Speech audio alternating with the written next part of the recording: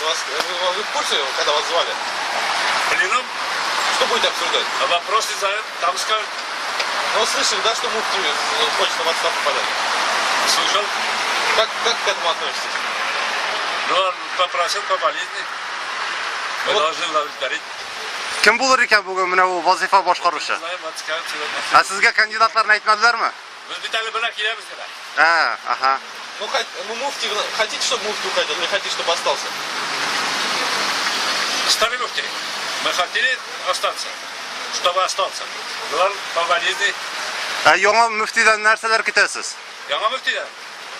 Hali bit belgili tugul narsa kutarlar. Allah nasip etse, şuşa ishni olib borir, şuşa nechik bo'lgan shulay deb umid etamiz.